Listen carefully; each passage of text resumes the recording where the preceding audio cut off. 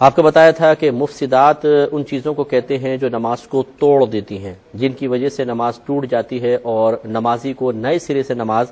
پڑھنا پڑتی ہے، اور جو کچھ وہ پڑھ چکا ہوتا ہے وہ ضائع ہو جاتا ہے۔ اس کو مفسدات نماز کہتے ہیں۔ تو ان کی معلومات حاصل کرنا ہر عاقل بالغ مسلمان مرد و عورت پر فرض ہے، کیونکہ اگر ہم نہیں سیکھیں گے تو کسی بھی وقت ہم سے غلطی ہو سکتی ہے، اور نماز کے فساد کی وجہ سے، نماز کو فاسد کرنے کی وجہ سے، اور وہ بھی جہالت کی وجہ سے فاسد کرنے کی وجہ سے ہم گناہگار ہوں گے۔ اسی لیے ہم نے آپ کو بارہا یہ بتایا کہ بعض علوم ایسے ہوتے ہیں جن کا نہ سیکھنا ہی گناہ ہوتا ہے۔ ایک تو ہوتا ہے نا کہ اگر آپ کو ضرورت پڑی اور آپ نے نہیں معلوم کیا تو گناہگار ہوئے، اور ایک ایسے ہیں کہ ضرورت آپ کو محسوس ہو رہی ہے کہ نہیں ہو رہی، لیکن آپ اس کو سیکھیں، اگر نہیں سیکھیں گے تو گناہگار ہوں گے۔ جیسے مفسدات نماز، کیا ہم اس بات کا انتظار کر رہے ہیں کہ پہلے کوئی ایسا عمل ہو جائے، نماز ٹوٹ جائے، پھر ہم جا کر پوچھیں گے کہ جی یہ نماز فاسد ہوئی کہ نہیں ہوئی؟ اچھا، یہ بھی وہ پوچھے گا جس کو پہلے تھوڑا بہت شعور حاصل ہو کہ بعض چیزوں سے نماز ٹوٹ جایا کرتی ہے۔ جس کو یہ شعوری حاصل نہ ہو کہ فلاں چیز سے نماز ٹوٹ جاتی ہے، تو وہ تو ایسے ہی کرتا رہے گا کہ مفسدات نماز کا ارتکاب کرے گا، نماز فاسد ہو جائے گی، وہ سمجھے گا نماز مکمل کر لی ہے، اپنا آرام سے گھر چلے جائے گا۔ اسی لیے جہالت بعض اوقات انتہائی مہلک ہو جاتی ہے انسان کی عبادات کو، بلکہ ایمان کو بھی تباہ کر سکتی ہے۔ اس لیے مفسدات نماز کا علم سیکھنا فرض ہے۔ اس میں ہم نے آپ کو بتایا تھا کہ پہلی چیز کھانا اور پینا ہے۔ جب انسان حالت نماز میں ہے، اگر وہ باہر سے کوئی بھی چیز ایک تل کے برابر بھی ہو منہ میں لے جائے اور اس کو نگل لے تو اس کی نماز ٹوٹ جائے گی۔ اسی طریقے سے اگر اس نے مثال کے طور پہ صحن میں نماز پڑھ رہا تھا، بارش شروع ہو گئی اور منہ میں پانی آیا اور پانی حلق سے اتر گیا تو نماز فاسد ہو جائے گی۔ یا ویسے کسی کو مسئلہ نہیں پتا تھا، بہت شدید پیاس لگ رہی تھی، نماز پڑھتے پڑھتے گلاس اٹھایا، ایک گھونٹ پانی پیا اور پھر نماز شروع کر دی، تو اس سے بھی نماز کا فساد ہو جائے گا، کیونکہ نماز کی حالت ایک ایسی حالت ہے کہ جو ہمیں کھانے پینے سے روکتی ہے، کیونکہ ہم اللہ تعالیٰ کی بارگاہ میں کھڑے ہوئے ہیں۔ اس وقت ان امور کی طرف جن کا تعلق خاص ہماری دنیا سے ہے، ہماری صحت وغیرہ سے ہے، نماز سے ان کا کوئی تعلق نہیں ہے، یہ منافی نماز کہلاتے ہیں، خلاف نماز امور کہلاتے ہیں، تو یہ اتنی بڑی بے ادبی قرار پاتی ہے کہ نماز ٹوٹ جایا کرتی ہے۔ ہاں، لیکن یہ آپ کو میں نے بتایا تھا کہ اگر بالفرض آپ کے دانت میں کوئی ریت کے کھانے کے ذرات وغیرہ رہ گئے ہیں اور وہ غیر محسوس طریقے سے تھوک کے ذریعے بعض اوقات مل کر اتر جاتے ہیں حلق سے، تو اگر یہ چنے کے برابر نہیں ہیں، اس سے چھوٹے ہیں، تو پھر اس سے کوئی نماز فاسد نہیں ہوگی، کیونکہ وہ منہ جب بند ہو جاتا ہے تو سمجھ لیں یہ منہ باطن کے حکم میں ہو جاتا ہے، اور ہمارے پیٹ میں بھی تو غذا ہوتی ہی ہے۔ اگر ہم فوراً کھانا کھا کے نماز پڑھنا شروع کر دیں تو پیٹ میں موجود غذا سے تو کوئی فرق نہیں پڑتا۔ ایسے منہ کے اندر جب ہم منہ کو بند کر لیتے ہیں، جو کچھ دانتوں کے اندر رہ جاتا ہے وہ بالکل ایسا ہے جیسے ہمارے باطن میں کوئی شے موجود ہو۔ تو جب باطن میں یعنی اندر کوئی شے موجود ہے تو لازم بات ہے اس سے نماز فاسد نہیں ہوگی، لہذا اگر دانتوں سے کوئی شے اتر کر حلق سے نیچے چلی گئی تو نماز کا فساد نہیں ہوگا۔ لیکن اگر بالفعل خون وغیرہ نکلتا ہے اور وہ حلق میں اترا اور اس کا ذائقہ محسوس ہو گیا تو بہرحال اس سے نماز کے فساد کا حکم دیا جائے گا۔ اس لیے حتی الامکان جب آپ نماز پڑھنے لگیں تو پہلے کلی وغیرہ کر لیں، اچھی طریقے سے کلی کر کے غرغرہ کر کے، تاکہ اطمینان ہو جائے کہ ہمارے دانتوں میں کوئی چیز موجود نہیں ہے جو بعد میں مخل بقراءت ہو، مخل فی القراءت ہو، یعنی قراءت اس کی وجہ سے مشکل ہو جائے، اس سے دور کرنا چاہیے۔ آپ کی خدمت میں عرض کر رہے تھے کہ کھانے پینے سے نماز فاسد ہو جاتی ہے، لیکن اس کی کچھ شرائط تھیں جو آپ کو بتائی ہیں۔ ایک مسئلہ یہ بھی آپ کو بتایا تھا کہ بعض اوقات انسان کوئی چیز کھاتا یا پیتا ہے اور اس کا ذائقہ منہ میں رہ جاتا ہے، جیسے آپ نے چائے پی، اب تھوڑی تھوڑی مٹھاس رہ گئی ہے، شربت پیا اس کی مٹھاس ہے، یا کوئی نمکین شے کھائی تھی تو نمکین ذائقہ منہ میں ہے، یا مرچوں والی چیز کھائی تھی تو منہ میں مرچے سی محسوس ہو رہی ہیں، تو کیا اب بالفرض ہم نماز شروع کر دیتے ہیں اور پھر تھوک اتر جاتا ہے حلق سے نیچے، تو کیا اس سے نماز کا فساد کا کوئی تعلق ہوگا یا نہیں؟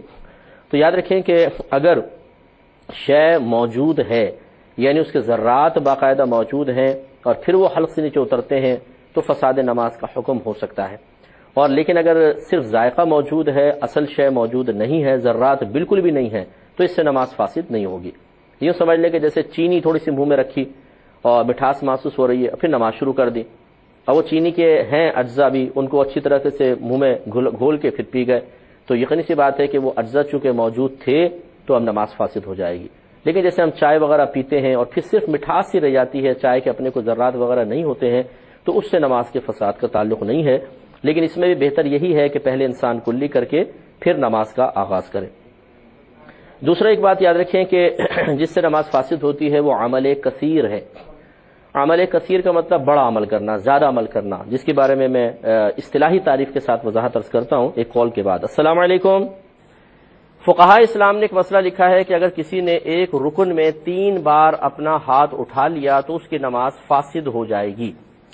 اس بات کو اچھی طریقے سے سمجھنے کی ضرورت ہے. ایک رکن سے مراد ایک فرض، جیسے آپ قیام ایک رکن ہے، رکوع ایک رکن ہے، سجدہ ایک رکن ہے.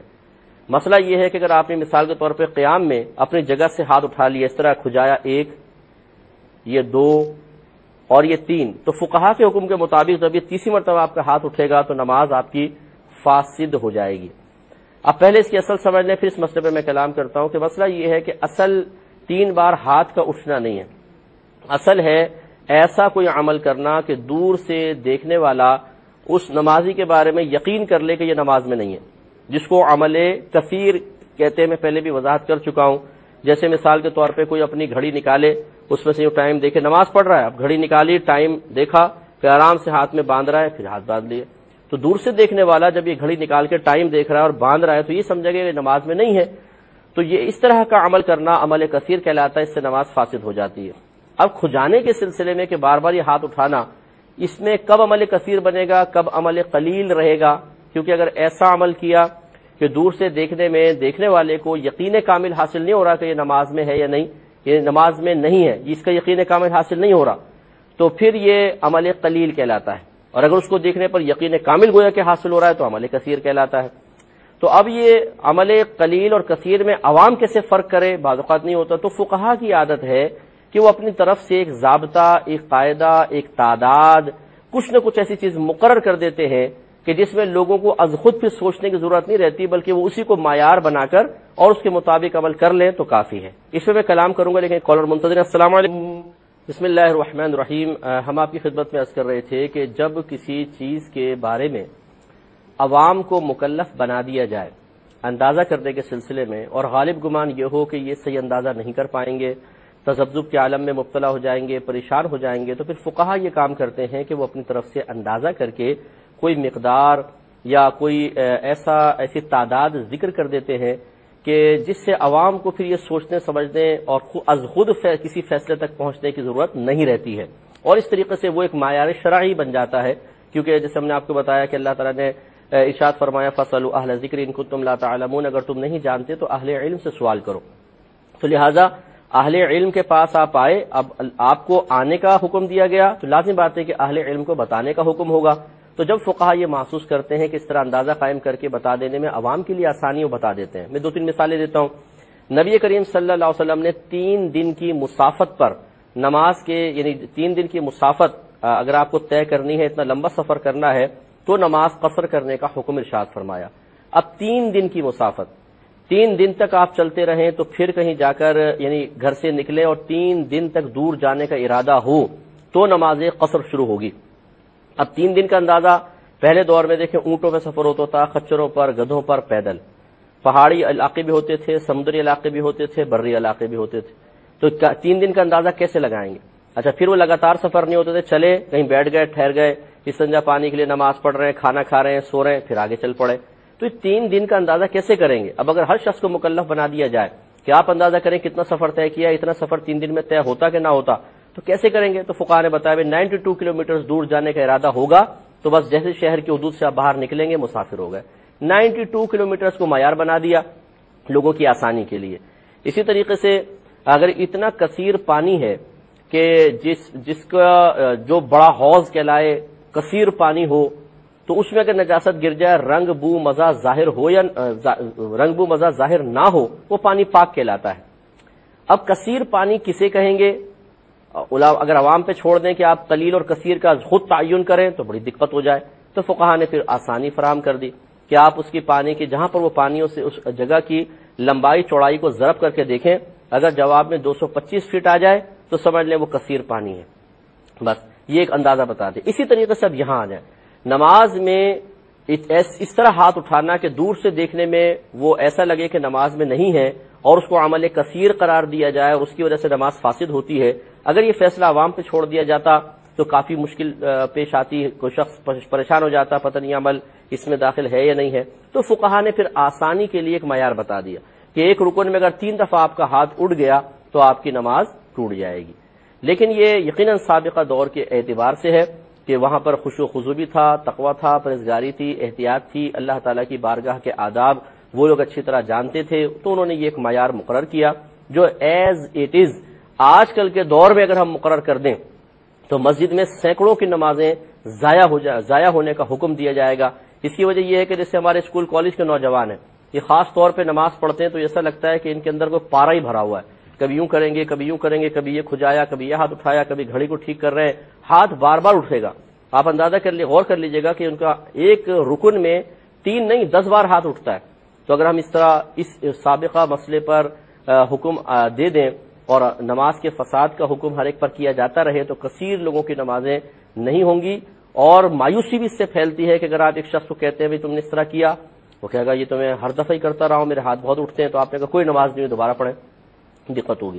خلاصہ کلام یہ ہے کہ مسئلہ تو ہم یہی بتائیں گے کہ 3 دفعہ ہاتھ اٹھ جائے تو نماز فاسد ہوتی ہے ایک رکن میں، لیکن اگر کوئی پرٹیکولر ایسا مسئلہ ہمارے سامنے آتا ہے کہ جس میں ہم یہ اندازہ کرتے ہیں کہ اس قسم کے مسائل میں عوام الناس سے کچھ رعایت دینی چاہیے، تو ایک مفتی صاحب اگر دیں تو ان کو اجازت ہو سکتی ہے، کیونکہ یہ کوئی شرعی ضابطہ قاعدہ نہیں ہے، یہ فقہا کا اپنا قائم کردہ ایک اندازہ ہے، وہ انہوں نے معیار مقرر کیا ہے 3 دفعہ ایک رکن میں ہاتھ اٹھے تو نماز فاسد ہوتی ہے، اور فقہا کا اکثر یہی ضابطہ قاعدہ ہوتا ہے کہ جب وہ اپنے رائے کے برخلاف لوگوں میں کوئی چیز بہت کثیر دیکھتے ہیں تو اپنی رائے کو تھوڑا سا واپس لیتے ہیں کہ ایسا نہ ہو ہماری ذاتی رائے سے کسی کی نماز کی بربادی کا سامان ہو رہا ہو اور ہماری ذاتی رائے کی وجہ سے کوئی شخص گناہگار بلکہ کثیر لوگ گناہگار ان کا گناہگار ہونا لازم ہو رہا ہو تو اپنی رائے کو واپس لیتے ہیں۔ خلاصہ کلام یہ ہے کہ 3 دفعہ ایک رکن میں ہاتھ اٹھنے کے سلسلے میں کوئی نتیجہ مرتب کرنے سے پہلے آپ کو مستند مفتیان کرام کے بارے میں ان سے رجوع کرنا ہوگا۔ ہم اتنی لمبی بات کیوں کر رہا ہوں، بس میں آخری بات عرض کر کے پھر اپنا بیان جوابات شروع کرتے ہیں۔ ایک حافظ قرآن نماز پڑھا رہے ہیں، تراویح مثال کے طور پہ پہلے 1.25 سپارہ تقریباً پڑھتے ہیں مطلب شروع میں، اب مثال کے طور پر سورہ بقرہ پڑھ رہے تھے، انہوں نے شروع میں ہاتھ اٹھایا، یہ کھجایا، ایک دفعہ ہاتھ اٹھ گیا، پھر وہ تقریباً 5 منٹ تک قرات کرتے رہے، پھر یہ ہاتھ اٹھایا، تھوڑا سا کھجا لیا، ہلکا سا کھجایا، 2 دفعہ ہاتھ اٹھ گئے، پھر 10 منٹ بعد انہوں نے پھر اس طرح اٹھا کے اس طرح تھوڑا سا کھجا لیا، 3 دفعہ ہاتھ اٹھ گیا۔ ایک شخص پیچھے نماز پڑھ رہا تھا، اس نے کہا جی نماز فاسد ہو گئی کیونکہ ایک رکن میں 3 دفعہ ہاتھ اٹھ گیا۔ حالانکہ کوئی بھی اس 3 دفعہ ہاتھ اٹھنے کو دیکھ کر یہ نہیں کہہ سکتا کہ یہ عمل کثیر ہے، کیونکہ انہوں نے وقفے وقفے سے کیا اور اتنا قلیل سے ہاتھ اٹھا کے بس فوراً یوں کر لیا، تو اس پر ہم فوراً کیسے فساد نماز کا حکم دے سکتے ہیں؟ تو ہمارے عوام کی بہت ساری تعداد ایسی ہے، بہت بڑی تعداد ایسی ہے جو بہار شریعت جیسی کتاب کو پڑھ کر اس سے مسائل سیکھ کر اور دوسروں پہ فتویٰ نویسی کرنا شروع کر دیتے ہیں۔ کسی امام صاحب کے پیچھے نماز پڑھ رہے ہیں، اب اپنی نماز پڑھ رہے ہیں لیکن نگاہیں امام صاحب کے اوپر ہیں کہ پنجے سے لگ رہے نہیں لگ رہے، ہاتھ کتنی دفعہ اٹھ رہے ہیں، ارے بھائی آپ اپنی نماز پڑھ رہے ہیں، امام صاحب کو چیک کر رہے ہیں، اور پھر امام صاحب نے اگر 3 دفعہ ہاتھ اٹھا دیے تو جی نماز فاسد ہو گئی، نہ ان کے پیچھے نماز پڑھنی ہے اب اور نہ کسی اور کو پڑھنے دینی ہے۔ اس سے پھر مسجدوں میں انتشار پیدا ہوتا ہے، فتنے پیدا ہوتے ہیں۔ اس قسم کے بھائیوں کو سمجھانا مقصود ہے کہ آپ فوری طور پہ فتویٰ نہ دیں۔ بہت سارے مسائل براہ راست قرآن و حدیث سے ثابت شدہ نہیں ہوتے، بلکہ فقہا لوگوں کی آسانی کے لیے از خود اپنی رائے سے کچھ تعداد یا مقدار مقرر کر دیتے ہیں، جس میں ترمیم کی ہر دور میں بے شمار گنجائشیں موجود ہوتی ہیں۔ امید ہے کہ آپ بات سمجھ گئے ہوں گے۔ تھا کہ بعض بھائی بہن اس وجہ سے نماز کو سمجھتے ہیں ٹوٹ گئی کہ انہوں نے دائیں بائیں دیکھ لیا تھا، نگاہ اوپر اٹھ گئی تھی، دائیں طرف دیکھ لیا، بائیں طرف دیکھ لیا۔ تو ہم نے آپ کو سمجھایا تھا کہ اگر کوئی صرف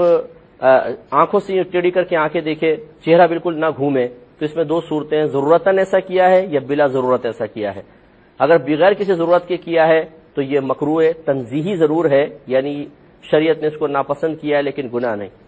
اور اگر جان بوجھ کے کیا ہے بغیر کسی وجہ کے کیا، کسی عذر سے کیا ہے، مثلا کوئی چوہا وغیرہ ہے یا سانپ وغیرہ کا خدشہ پیدا ہوا، کیڑے کا خدشہ پیدا ہوا، کوئی مہلک کیڑا آپ نے یوں دیکھ لیا، تو یہ تو بلا کراہت جائز ہے۔ اس پہ سلسلہ کلام جاری رکھیں گے۔ پہلے سائل ہے، دیکھیں کیا پوچھ رہے ہیں۔ السلام علیکم۔ تو ہم آپ کو بتا رہے تھے کہ اب ایک تو ہے کسی آنکھیں تھوڑی ٹیڑھی کر کے دیکھیں، بلا ضرورت دیکھا تو مکروہ تنزیہی ہے، اور عذر کے سبب دیکھا، واقعی صحیح مجبوری تھی تو بالکل کراہت نہیں ہے۔ اب ایک ہوتا ہے چہرہ گھما کر دیکھ لینا پورا، اگر اس میں وہی صورتیں ہیں، اگر بلا ضرورت کسی نے اپنا چہرہ گھمایا ہے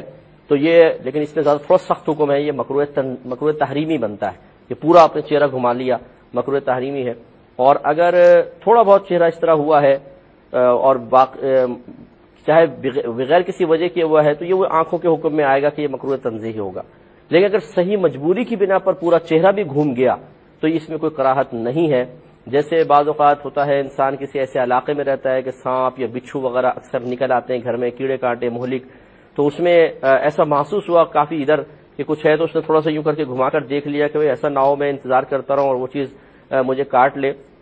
تو اس میں کوئی حرج نہیں ہے. اور ایک ہم نے آپ کو صورت بتائی تھی، سینہ اگر آپ کا کعبۃ اللہ کی طرف سے پھر گیا تو اس میں یہ بتایا تھا کہ اگر آپ ایک سیدھی یوں لائن کھینچ لیں اور ایک لائن ایسے آپ کھینچیں تو یہ جو ایک اینگل بن رہا ہے یہ 90 ڈگری کا اینگل کہلاتا ہے. اس طرف بھی 90 ڈگری، اس طرف بھی. ایک اور دو لائنیں آپ ان کے بیچ سے نکال دیجئے تو لازم بات ہے اگر یہ پورا 90 کا تھا، جب یہ ڈیوائڈ کر دیں گے آپ تو یہ 45 ڈگری کا بن جائے گا. تو یہ جو سیدھی ایک لائن آ رہی ہے اس کے اس طرف 45 ڈگری تک، اس طرف 45 ڈگری کا جو اینگل ہے، یہاں تک اگر انسان کا سینہ پھر جاتا ہے تو اس میں وہی دو صورتیں ہیں کہ بغیر کسی عذر کے کیا ہے تو یہ مکروہ تحریمی ہے، عذر کے ساتھ ہوا ہے جیسے بے خیالی میں نماز پڑھ رہے ہیں، خشوع و خضوع میں دھیان نہ رہا تو کراہت نہیں ہے. لیکن اگر یہ 45 سے آگے نکل گیا تو چاہے ضرورت کے تحت ہو چاہے بلا ضرورت اس سے نماز ضرور فاسد ہو جائے گی. ایک اور کالر ہمارے ساتھ ہیں. السلام علیکم. ایک یہ یاد رکھیں کہ بعض اوقات گلے میں کچھ ریشہ وغیرہ آ جاتا ہے تو اس طرح انسان کرتا ہے اور پھر وہ بعض اوقات ہٹتا ہی نہیں ہے، بار بار کر رہے ہیں. تو اگر واقعی یہ صحیح عذر کی بنا پر ہے کہ واقعی گلے میں ریشہ آ گیا ہے تو اس سے بھی نماز کے فساد کا تعلق نہیں ہے. لیکن بعض لوگ ہوتے ہیں شرارتی قسم کے ہوتے ہیں، خصوصاً بچے وغیرہ جیسے ہوتے ہیں، نوجوان ہوتے ہیں، یہ ایک دوسرے کو چھیڑنے کے لیے کہ جیسی اپنے قریبی بے تکلف دوست کی آواز کان میں پڑتی ہے بس وہ طبیعت میں مستی سی پیدا ہوتی ہے، ہنسی چھوڑ جاتی ہے، تو دوسرا اپنی موجودگی کا احساس دلانے کے لیے حالت نماز میں بعض اوقات اس طرح کرتا ہے تو دوسرے کی ہنسی چھوڑ جاتی ہے. تو اس طریقے سے اگر اس میں الفاظ نہیں بنے،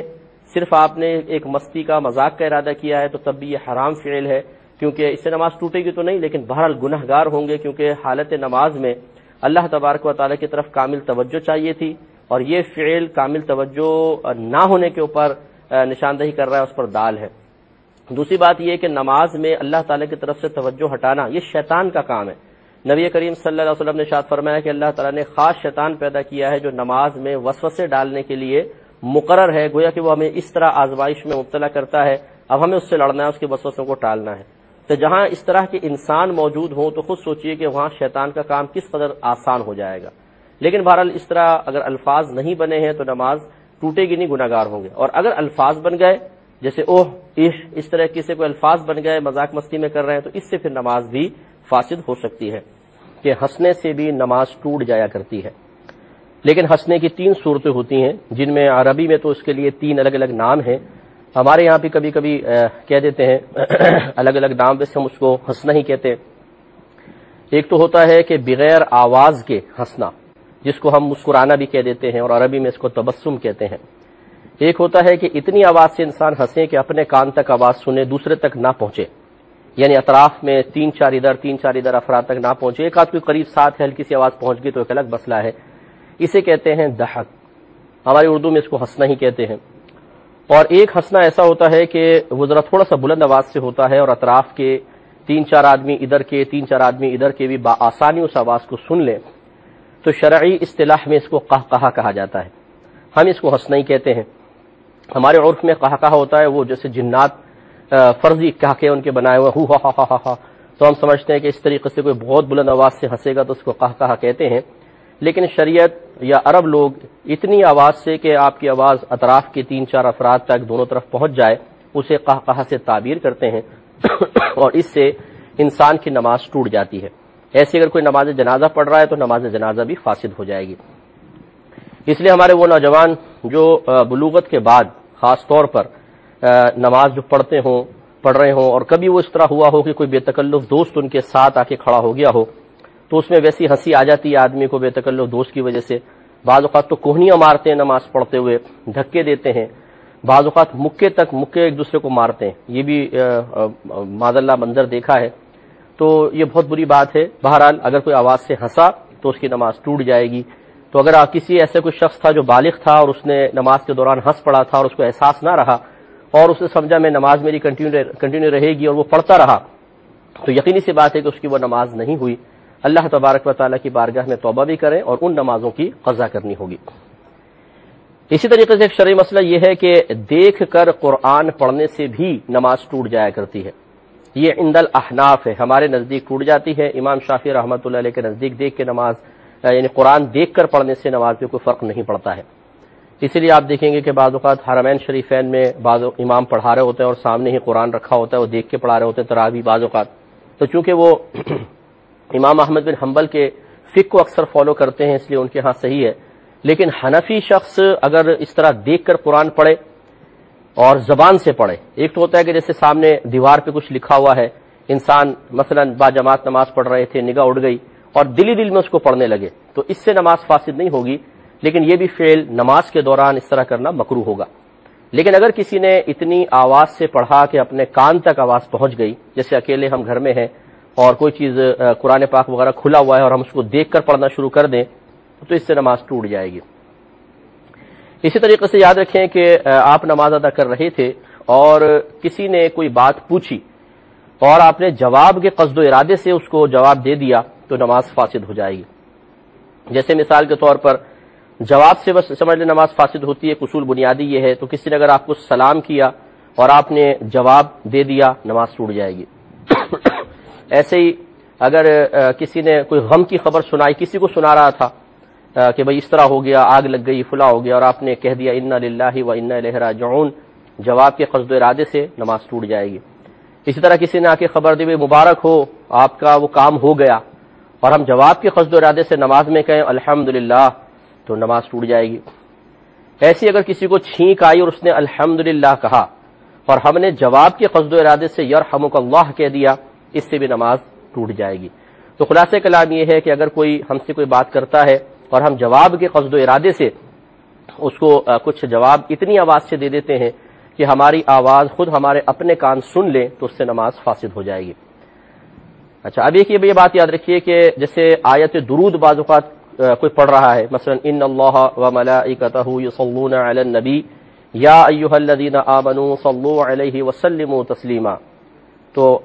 جیسے نمازی حضرات ہوتے ہیں عادت ہوتی ہے جیسے یہ سنتے ہیں تو فوراً بلند آواز سے درود شریف پڑھتے ہیں۔ تو اب اگر کوئی نماز میں تھا، کسی نے آیت درود پڑھی اور اس کی زبان سے اس طرح درود پاک نکل گیا، تو اس میں اب دو مسئلے ہیں کہ کیا یہ اس کے جواب کے ارادے سے پڑھ رہا ہے، اگر ایسا ہے یعنی درود شریف پڑھا تو نماز فاسد ہو جائے گی، اور اگر یہ اس آیت میں موجود حکم الہی کو پورا کرنے کے قصد و ارادے سے درود شریف پڑھ رہا ہے، کیونکہ اللہ تعالیٰ نے فرمایا کہ اے ایمان والو تم بھی ان نبی کریم صلی اللہ علیہ وسلم پر درود اور خوب سلام بھیجو، یہ حکم ہے، تو اس نے سوچا چلو میں اس حکم پر عمل کر لوں، تو اگر حکم الہی کو بجا لانے کی نیت کرے گا تو اس سے نماز فاسد نہیں ہوگی، ذہن میں رکھیں۔ کالر ہمارے ساتھ ہیں، السلام علیکم۔ تو آپ کی خدمت میں عرض کر رہے تھے کہ اگر ہم نے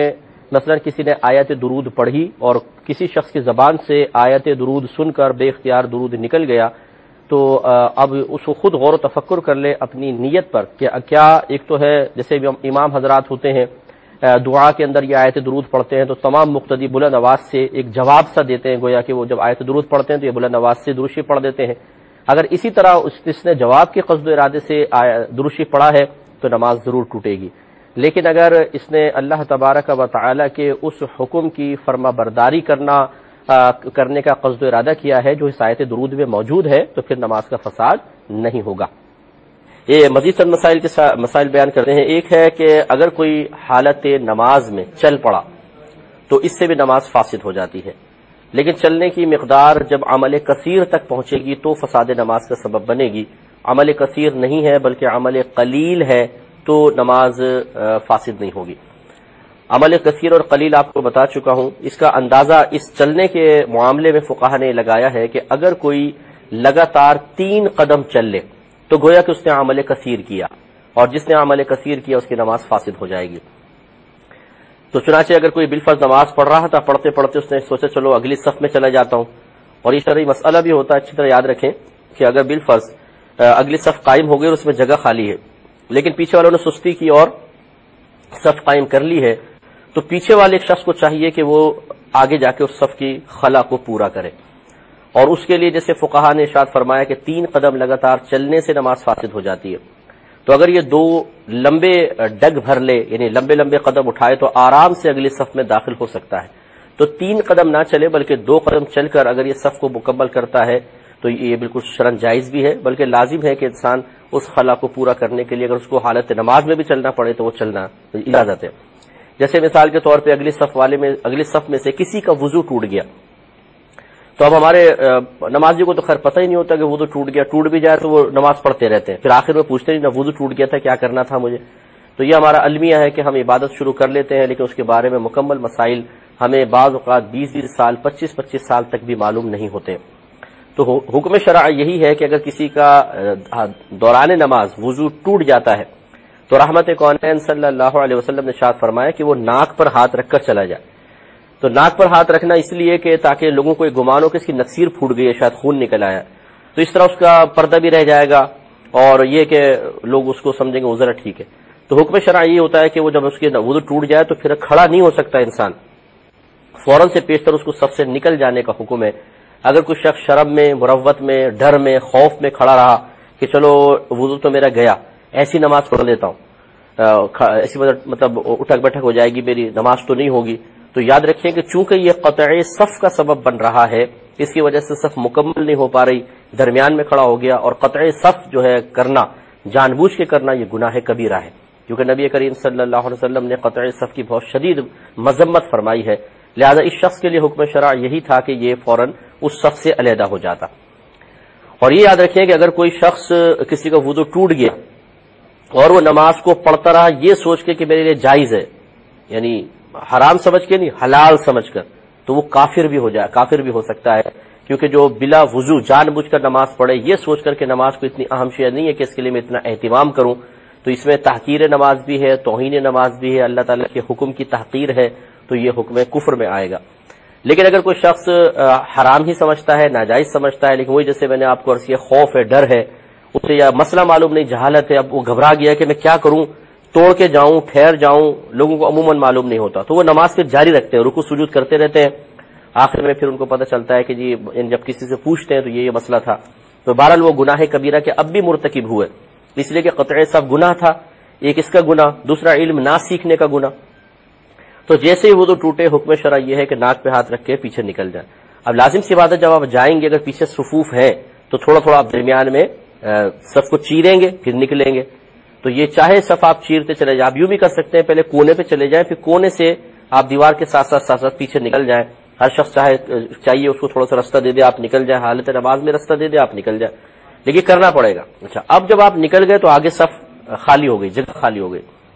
اس میں ایک تو طریقہ یہ بھی ہو سکتا ہے کہ جو ادھر والے ہیں مثلا آپ چلے گئے تو ادھر والے سب اس طرف مل جائیں، یہ درمیان میں مثلا امام ہے، ادھر سے آپ نکلے ہیں تو جو اس طرف کے نمازی ہیں وہ سب ایک دوسرے کے ساتھ مل جائیں تو کونے میں جگہ خالی ہو جائے گی۔ اب پچھلے صف والا آگے بڑھ کر اس جگہ کو پر کرے گا، پھر اس سے پچھلے صف والا اس جگہ کو پر کرے گا، اس سے پچھلے والا اس جگہ کو پر کرے گا۔ تو اب یہ جو چلنا ہے اس میں نمازی کو چاہیے کہ وہ اس طرح نہ کرے کہ 2 قدم لگاتار چلے کیونکہ اور 3 قدم لگاتار چلے کیونکہ اس سے نماز کے فساد کا امکان ہے۔ ہاں 2 قدم لمبے لمبے ڈگ بھر کر وہ اگلی صف میں داخل ہو سکتا ہے۔ اس پہ انشاءاللہ مزید اس میں کچھ صورتیں ہیں جو میں عرض کرتا ہوں۔ آپ کی خدمت میں عرض کر رہے تھے کہ نماز میں اگر کوئی شخص 3 قدم لگاتار چل لے تو یہ بھی ایک نماز کے تعظیم اور ادب کے منافی خلاف کام کہلائے گا اور اس سے بھی نماز فاسد ہو جائے گی۔ اس میں یہ ہے کہ اگر اب ہم نے آپ کو بتایا کہ بعض صورتوں میں انسان چل سکتا ہے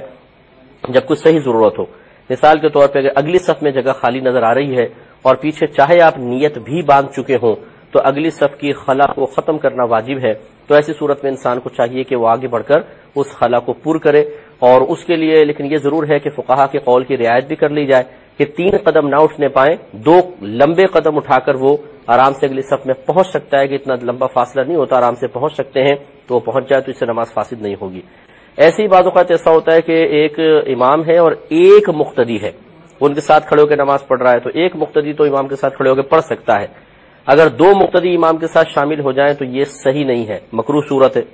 اب اس میں حکم یہ ہوتا ہے کہ یا تو امام آگے بڑھ جائے، سب سے افضل صورت یہی ہے کہ امام آگے بڑھ جائے، اور اگر امام صاحب آگے نہیں بڑھتے ہیں تو پھر آنے والے نمازی کو چاہیے کہ وہ جو ایک مقتدی کھڑا ہے اس کے کندھے پہ ہلکے سے ہاتھ رکھے، اور وہ ہاتھ رکھے گا تو اس کو سمجھ جانا چاہیے کہ مجھے کیا کرنا ہے، کیونکہ مسئلے معلوم ہونے چاہیے، تو وہ پیچھے ہٹ جائے اور پچھلی صف تک آ جائے اور یہ اس کے ساتھ کھڑے ہو کر الگ صف پیچھے بنا لیں، آگے امام صاحب ہو جائیں گے۔ اب یہ جو پیچھے ہٹ رہا ہے تو یہ بھی اگر 2 قدم اٹھا کے پیچھے ہٹ جاتا ہے تو اس میں شرعاً کوئی حرج نہیں ہے۔ مثال کے طور پہ وہ بہت چھوٹے قد کا آدمی ہے، اگر وہ 2 قدم اٹھاتا ہے تو آدھی صف تک ہی پہنچتا ہے، فرض کر لیں، تو اس میں فقہاء نے فرمایا کہ پھر وہ اس طرح کرے کہ پہلے 2 قدم اٹھائے اور ٹھہر جائے، 3 سبحان اللہ کی مقدار وقفہ کرے، پھر 2 قدم اٹھا کر وہ پیچھے تک پہنچ جائے، یعنی لگاتار 3 قدم نہ اٹھائے، 2 قدم اٹھانے کے بعد 3 بار سبحان اللہ کی مقدار وقفہ کر لے، پھر اس کے بعد 2 قدم اٹھا لے، تو یہ لگاتار 4 قدم چلنا نہیں کہلائے گا، بلکہ 2 قدم چلنا، پھر بیچ میں وقفہ ہے اور پھر 2 قدم چلنا، تو 2 قدم سے نماز فاسد نہیں ہوتی ہے۔ مختلف چیزیں بیان کرتے ہوئے پچھلے پروگرام میں نے آپ کی خدمت میں عرض کیا تھا چلنے کے بارے میں کہ حالت نماز ایک ایسی حالت ہے جس میں ادب سے، تعظیم سے، ہاتھ باندھ کر بالکل یہ تصور کرتے ہوئے کہ ہم اللہ تبارک و تعالیٰ کی بارگاہ میں کھڑے ہوئے ہیں، یہ میں نہیں کہوں گا کہ یہ تصور کرتے ہوئے کہ اللہ تعالیٰ میرے سامنے ہے، ایسا نہیں۔ اس لیے نبی کریم صلی اللہ علیہ وسلم نے اتنا ضرور فرمایا کہ جب تم نماز پڑھو تو یوں سمجھو یا یوں تصور کرو کہ تم اللہ تبارک و تعالیٰ کو دیکھ رہے ہو، اور اگر تم نہیں دیکھ رہے تو وہ تو تمہیں دیکھ ہی رہا ہے۔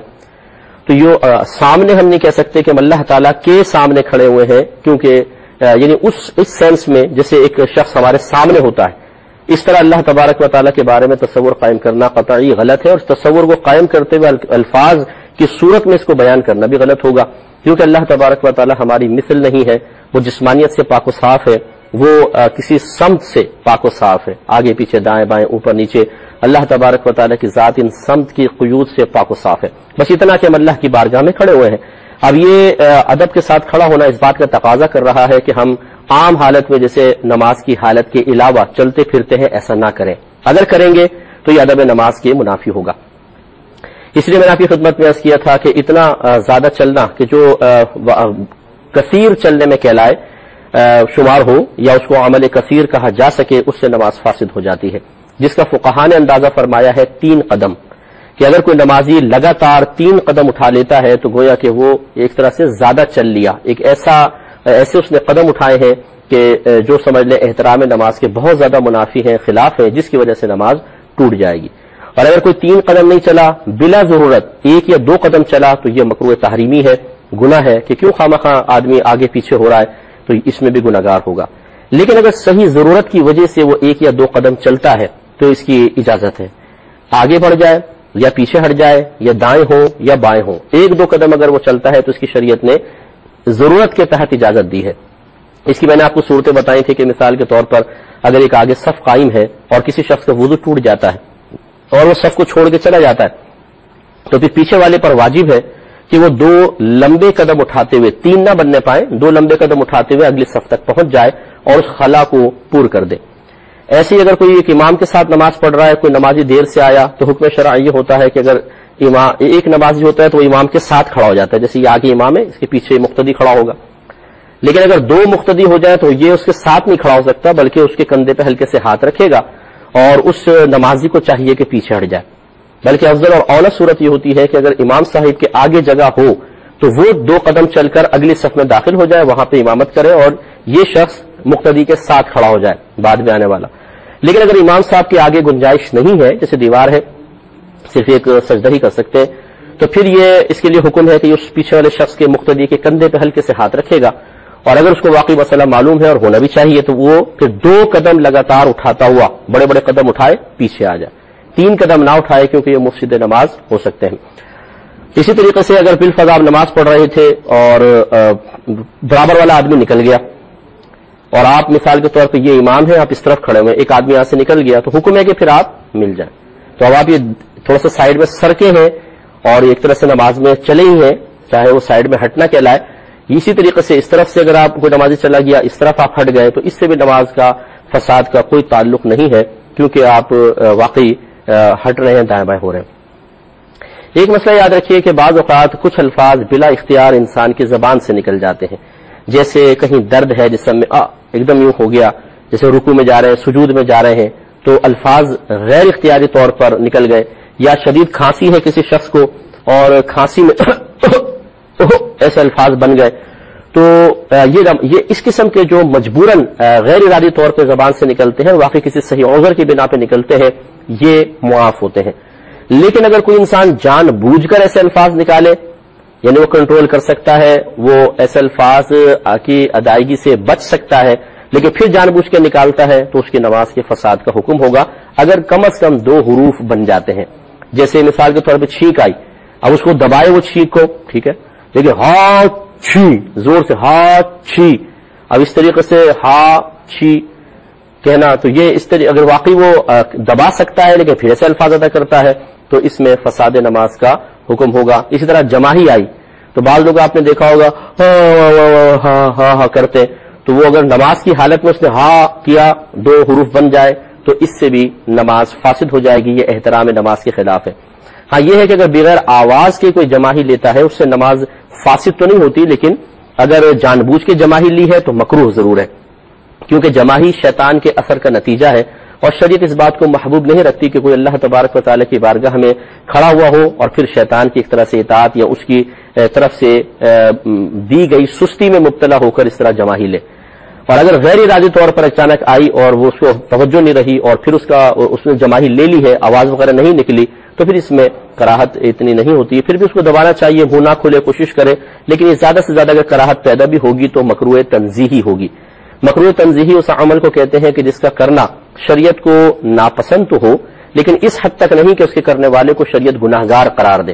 اس لیے تھوڑا سا ہمیں کوشش کرنی چاہیے کہ حالت نماز میں اللہ تبارک و تعالیٰ کی بارگاہ میں کھڑے ہوتے ہوئے حتی الامکان بالکل سکوت کے ساتھ نماز ادا کریں، اور کوشش کریں کہ ہم ایسی کوئی حرکت نہ کریں جس سے نماز کے فساد کا سبب بن جائے. تو بہت ساری چیزیں میں نے اس سلسلے میں آپ کی خدمت میں عرض کر چکا ہوں. ایک چیز مزید سماعت فرما لیں کہ اگر کسی نے ناپاک جگہ پر سجدہ کیا اور یا قیام کیا، زمین پہ کھڑے ہوئے ہیں یا مصلی پر، جہاں پر کھڑے ہوئے ہیں اس کے نیچے کی زمین، یا سجدہ کیا تو جہاں جہاں اعضائے سجود زمین پر لگے ہیں وہ حصہ زمین اگر ناپاک ہوا تو نماز فاسد ہو سکتی ہے. لیکن اس میں تھوڑی سی تفصیل ہے، وہ تھوڑا آپ یاد رکھیے کہ اگر وہ نجاست اتنی ہے، یوں سمجھ لیں، پہلے میں آپ کو سمجھا دیتا ہوں کہ دیکھیں جیسے آپ ایک یوں اپنی ہتھیلی سیدھی کر لیں، اس میں پانی ڈالیں، جب پانی گرنے لگ جائے تو آپ رک جائیں. جتنا یہ آپ کے ہاتھ میں نظر آ رہا ہے اس کو شرعی لحاظ سے 1 درہم کہتے ہیں. اگر کوئی نجاست بہنے والی ہو جیسے ناپاک پانی ہے یا پیشاب ہے یا بلڈ وغیرہ ہے اور وہ 1 درہم کے برابر ہو، مثلا زمین پہ لگا ہوا ہے اور ہم نے اسی پہ کھڑے ہو کر نماز پڑھ لی ہے تو نماز ہو جائے گی، لیکن مکروہ تحریمی ہوگی، اس نماز کو دوبارہ پڑھنا واجب ہے. اور 1 درہم سے کم ہے تو نماز ہو جائے گی، اس کو لوٹانا واجب نہیں ہے. ہاں ثواب میں تھوڑی سی کمی ہوگی، گویا کہ اس سے وہاں سے ہٹ جانا اور اس سے پہلے نجاست کو ختم کرنا سنت تھا. لیکن اگر وہ 1 درہم سے زائد ہے تو پھر یاد رکھیے کہ اس سے بچنا، اسے دور کرنا فرض ہوگا. اب اگر اس پہ ہم نے کھڑے ہو کر نماز پڑھ لی تو ہماری نماز نہیں ہوگی. یہ ایک اصول ہے، یہ بنیادی یاد رکھیں. مثال کے طور پہ بھی بچہ پیشاب کر کے گیا ہے، خشک تو ہو گیا ہے لیکن اسمیل آ رہی ہے اور ہم اسی پہ کھڑے ہو کے نماز شروع کر دیں. مثال کے طور پر ایک تو ہے کہ مصلی بچھا کے نماز پڑھنا، ابھی میں اس کی بات نہیں کر رہا ہوں، براہ راست اس پہ کھڑے ہو کر نماز پڑھ ڈالی تو یقینی سی بات ہے کہ پیروں کے نیچے اتنا کافی بڑی جگہ ہوتی ہے جو مطلب ناپاک ہے، تو یہ نماز نہیں ہوگی. گویا کہ نماز تکبیر لگا بھی لی تو فوراً نماز فاسد ہو گئی. یا مثال کے طور پہ سجدے کی جگہ پہ ناپاکی ہے، آپ نے تکبیر لگائی، کھڑے ہوئے ہیں جہاں پر وہ پاک جگہ ہے تو نماز شروع ہو گئی. لیکن جب آپ نے پیشانی زمین پر رکھی یا دونوں ہاتھ زمین پر رکھے اور ان کے نیچے کی زمین جو ہے وہ 1 درہم سے زائد ناپاک ہے تو بس آپ کی نماز فاسد ہو جائے گی. اس لیے معلوم ہوا کہ پاک زمین پہ نماز ادا کرنی چاہیے. اس پہ ہم تھوڑا سا کلام مزید کریں گے. کالر ہمارے ساتھ ہیں. السلام علیکم. تو آپ کی خدمت میں عرض کر رہے تھے کہ میں نے آپ کو بتایا کہ اگر نجاست بہنے والی ہو جیسے پیشاب وغیرہ ہے تو اس میں 1 درہم کی مقدار کا اگر آپ کو اندازہ کرنا ہے، آپ ہاتھ سیدھا کر لیں، اس میں مثلا پانی ڈالیں، جب ٹپکنے لگ جائے تو رک جائیں. جتنا ہتھیلی میں ہے یہ 1 درہم کہلاتا ہے. اگر آپ کے اعضائے سجود کسی نجاست پر لگے ہیں نماز پڑھتے ہوئے اور وہ 1 درہم سے کم تھی تو نماز ہو جائے گی لیکن خلاف سنت ہوگی. اگر 1 درہم کے برابر نجاست تھی تو پھر آپ کی نماز مکروہ تحریمی ہوئی ہے، اس نماز کو بعد میں دوبارہ پڑھنا واجب ہے. اور اگر 1 درہم سے زیادہ نجاست تھی، پاؤں کے نیچے، دونوں ہاتھوں کے نیچے آ گئی تھی یا پیشانی وہاں پر لگ گئی تھی تو پھر یہ نماز نہیں ہوئی، گویا کہ نماز فاسد ہو گئی. گویا کہ نماز کے فساد کی ایک صورت بنتی ہے. اور اگر وہ گاڑھی نجاست ہے جیسے مثال کے طور پہ یہ مینگنی ہوتی ہے بکری کی یا گوبر وغیرہ پڑا ہوا ہے تو اس میں بس اتنی سی مقدار بھی اگر ہوگی نا، تھوڑی سی مقدار، اس کو 4.5 ماشا کہتے ہیں، یہ ہاتھ کے نیچے، پیشانی کے نیچے آ گئی یا پاؤں کے نیچے تو نماز فاسد ہو جائے گی۔ اسی میں ایک مثال آپ کو بھی دیتا ہوں لیکن ایک کال لینے کے بعد۔ السلام علیکم، بسم اللہ الرحمن الرحیم۔ تو میں آپ کی خدمت میں عرض کر رہا تھا کہ اگر بہنے والی نجاست ہو تو اس میں درہم کی مقدار علیحدہ ہوتی ہے، لیکن اگر گاڑھی نجاست ہو تو اس میں درہم کی مقدار کا اندازہ لمبائی چوڑائی سے نہیں بلکہ وزن سے کیا جاتا ہے۔ 4.5 ماشا وزن کو 1 درہم کی مقدار قرار دیا گیا ہے، اور 4.5 ماشا آپ کہاں پہ ہم تولیں گے؟ اتنا سمجھ لیں کوئی لگی ہو گوبر یا مینگنی وغیرہ ہے، مثال کے طور پہ 4.5 ماشا کی بن جاتی ہے۔ گویا کہ اب دیکھیں بعض اوقات ایسا ہوتا ہے، اور یہ بڑی توجہ والی بات ہے کہ بعض عید گاہیں ایسی ہوتی ہیں جن میں گراسی گراؤنڈ ہوتا ہے اور اس میں کھاد کے طور پر گوبر ڈالا گیا ہوتا ہے یا اور گندگی ڈالی گئی ہوتی ہے، جو کیونکہ اس سے کھاد اچھی بنتی ہے۔ اب اس پہ اگر کوئی مصلی بچھا کے نماز پڑھ رہا ہے تو اس کی گنجائش نکل جاتی ہے، نماز ہو جائے گی۔ لیکن اگر کوئی براہ راست کھڑے ہو کر نماز پڑھ رہا ہے تو گویا کہ اس کے پاؤں کے نیچے گاڑھی نجاست ہے، بہنے والی تو نہیں ہے، گاڑھی ہے، اور یقینی سی بات ہے کہ وہ 4.5 ماشا سے زیادہ کی ہے، تو پھر اس کی نماز نہیں ہوگی۔ اس لیے اس پہ بڑی توجہ کرنی چاہیے۔ اگر آپ کے اطراف میں خصوصاً پنجاب سائیڈ پر بڑی بڑی عید گاہیں ہیں جن میں باقاعدہ گھاس والا پورا گھاس اگی ہوئی ہے، اور اس گھاس کی نشو و نما کے لیے بعض اوقات ناپاک پانی ڈالا جاتا ہے۔ یہ تو اکثر ایسا ہوتا ہے کہ، اور ہمارے یہاں پر بھی کراچی میں جتنے فٹ پاتھوں پہ گورنمنٹ کے درخت لگے ہوتے ہیں، ان کو جو پانی دیا جاتا ہے وہ نالے کا پانی ہوتا ہے، گندا کالا پانی ہوتا ہے، کیونکہ وہ پانی بہرحال درختوں کے لیے بہت مفید ہوتا ہے لیکن وہ ناپاک پانی ہوتا ہے۔ اب اگر یہ پورے گھاس کی گراؤنڈ کے اندر وہ ناپاک پانی ڈال دیا گیا ہے اور اس کی وجہ سے گھاس ہلکی ہلکی گیلی ہے اور اس پہ کھڑے ہو کے کوئی نماز پڑھ لیتا ہے بغیر مصلی بچھائے، تو یقینی سی بات ہے کہ وہ تری جو ناپاک تری ہے وہ قدموں تک پہنچ رہی ہے، ہاتھ بھی آلودہ ہو رہے ہیں، پیشانی بھی، نماز کیا ہوگی؟ اور اگر بالفاظ یہ اس طرح ناپاک پانی نہیں بھی ہے، بعض اوقات عید کی نماز صبح کے ٹائم میں ہوتی ہے اور رات میں اوس پڑتی ہے جس کو شبنم بھی کہتے ہیں، اور اس سے گھاس گیلی ہو جاتی ہے، نیچے گوبر وغیرہ ہوتا ہے، پانی اس کے ساتھ مل کر وہ ناپاک ہو جاتا ہے، وہ کپڑوں پہ لگے گا، کپڑے ناپاک۔ اور اسی طرح اگر بالکل خشک بھی ہے لیکن اس پہ گوبر نیچے ڈالا گیا ہے، اس گوبر پہ کھڑے ہو کر اگر نماز پڑھیں گے تو نماز نہیں ہوگی۔ یہ خوب اچھی طریقے سے ان مسائل کو ذہن میں رکھنا چاہیے۔